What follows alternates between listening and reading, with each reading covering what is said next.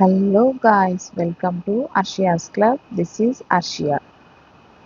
వీడియోలోకి పోయే ముందు నా ఛానల్ని సబ్స్క్రైబ్ చేసుకోండి ప్లీజ్. ఏంటి ఇక్కడ ప్లేట్లో అన్నం వేసుకొని ఏదో పొడి వేసుకుంటున్నాను అనుకుంటున్నారా? ఇది ఎంతో రుచికరమైన మనకు ఆరోగ్యాన్ని ఇచ్చే మునగాకు పొడి. అన్నంలో నెయ్యి వేసుకొని, కొంచెం వేడి వేడి అన్నంలో నెయ్యి వేసుకొని మునగాకు పొడి వేసుకొని తింటే ఉంటుంది అద్భుతం అనుకోండి. అద్భుతానికి అద్భుతం, ఆరోగ్యానికి ఆరోగ్యం. మనకందరికీ తెలుసు మునగాకులో ఎన్నో పోషక విలువలు ఉన్నాయని చెప్పేసి. మన శరీరానికి కావాల్సిన మ్యాక్సిమం పోషకాలు మనకు మునగాకులో ఉన్నాయి. మనం రోజు భోజనానికి ముందు ఒక ముద్ద దీంతో తింటే ఎంతో ఆరోగ్యం. దీనికోసం స్టవ్ వెలిగించుకొని ఒక బాండీ పెట్టుకొని అందులో రెండు టేబుల్ స్పూన్ల మినపప్పు తీసుకున్నాను. ఆ మినపగుళ్ళు తీసుకున్నాను కాబట్టి అది కొంచెం రోస్ట్ చేసుకొని లైట్గా దాంట్లోనే నేను ఇక్కడ కందిపప్పు తీసుకుంటున్నాను. శనగపప్పు అంటే చాలామంది గ్యాస్ అని చెప్పి వాడరు. నేను అందుకోసమే దాన్ని స్కిప్ చేసి కందిపప్పు వాడుతున్నాను. అయినా ఇది చాలా టేస్టీగా ఉంది. దాని తర్వాత ఇంకొక 2.5 స్పూను ధనియాలు వేసుకున్నాను. తర్వాత జీలకర్ర వేసుకున్నాను. 1.5 స్పూన్ జీలకర్ర వేసుకున్నాను. వీటన్నిటిని బాగా మంచి కమ్మటి వాసన వచ్చే వరకు నిదానంగా లో ఫ్లేమ్లో సాటే చేసుకోవాలి. అలాగే నేను నల్ల నువ్వులు తీసుకున్నాను. ఇది వేసుకోవచ్చు, వేసుకోకపోవచ్చు. కొంతమందికి వేడి ఎక్కువ ఉంటే నువ్వులు తినరు, వాళ్ళు స్కిప్ చేసుకోవచ్చు, లేదా తెల్ల నువ్వులు కూడా వాడుకోవచ్చు. నేను ఇక్కడ కారం మేము చాలా తక్కువ తింటాము కాబట్టి ఇవి చాలా కారం మిరపకాయలు కాబట్టి 3 వేసుకున్నాను.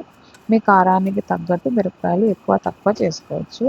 అలాగే 3 పిచ్చల చింతపండు వేసుకున్నాను. ఎందుకంటే చింతపండు ఆప్షనల్, మీరు తినకుండా ఉంటే దాన్ని స్కిప్ చేసేయచ్చు. ఇక్కడ కొంచెం బాగుంటుంది చింతపండు వేసుకుంటే. ఇప్పుడు కడిగి పెట్టుకున్న 2 కప్పుల, నేను ఇప్పుడు స్టార్టింగ్లో దినుసులన్నీ వేసినాను కదా, ఆ కప్పుతో 2 కప్స్ మునగాకు తీసుకున్నాను. దీన్ని బాగా కడిగి ఆరబెట్టుకొని వేయించుకుంటే తొందరగా వేగుతుంది. అయినా దీన్ని క్రిస్పీగా అయ్యేంత వరకు వేయించుకోవాలి. దీంట్లోనే కొంచెం కరివేపాకు వేసుకున్నాను. కొంచెం ఎక్కువ వేసుకోవాలన్నా కూడా వేసుకోవచ్చు, చాలా టేస్టీగా ఉంటుంది. ఇది బాగా క్రిస్పీగా అయ్యి మనం నలిపితే పొడి పొడి అయ్యే విధంగా దాన్ని క్రిస్పీ చేసుకోవాలి. ఇక్కడ నేను వీడియో కాబట్టి నేను చాలా తక్కువ టైం చూపించాను, కానీ నేను దాదాపు ఒక 10 to 15 మినిట్స్ వరకు వేయించుకున్నాను. మనకు ఆరోగ్యం కాబట్టి మనం ఓపికతో చేసుకుంటే మనకు బాగుంటుంది. మనం వేయించి పెట్టుకున్న దినుసులన్నీ దాంట్లో కొన్ని వెల్లుల్లి రెబ్బలు, ఉప్పు వేసుకొని దాన్ని బరకగా గ్రైండ్ చేసుకోవాలి. చూసారు కదా, ఇట్లా ఈ విధంగా గ్రైండ్ చేసుకొని దాంట్లోనే మనం వేయించి పెట్టుకున్న మునగాకును కూడా వేసి పొడి కొట్టుకోవాలి.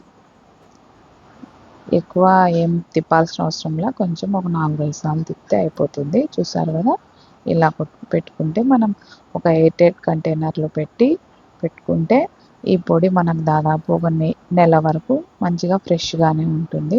చూస్తున్నారా ఎంత బాగుందో. ఇప్పుడు దీంతో మనము ఎప్పుడైనా లంచ్ బాక్స్లోకి కూడా ఫ్రైడ్ రైస్ మాదిరిగా చేసుకోవచ్చు, తిరుగుబాతన్నం మాదిరిగా. దానికోసం ఇప్పుడు అది చేస్తాను నేను.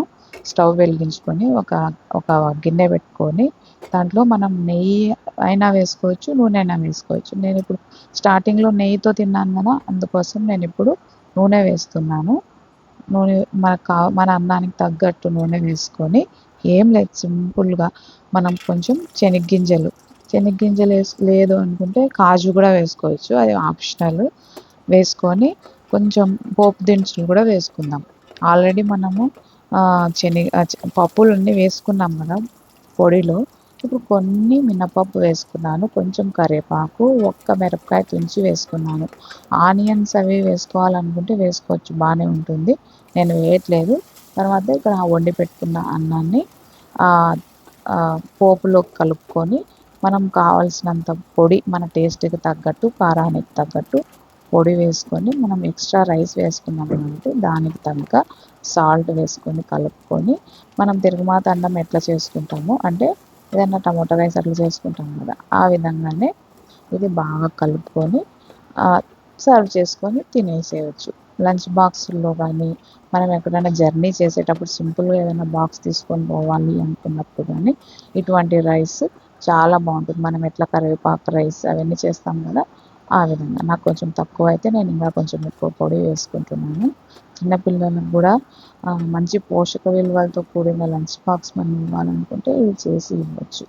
దీని సైడ్ డిష్గా ఒక అప్పడము, లేదంటే ఏమన్నా వాళ్ళకు ఉంటాయి కదా చిన్న చిన్న ఒరుగులు మాదిరిగా ఉంటాయి, అవి కానీ కట్టేసి పంపించేయచ్చు. చూస్తున్నారు కదా ఎంతో కలర్ఫుల్గా అక్కడక్కడ వేరుశెనగ గింజలతో మనం పంటి కింద వస్తూ ఉంటే ఎంతో టేస్టీగా ఉంటుంది. మీరు కూడా తప్పకుండా ట్రై చేయండి. Thanks for watching.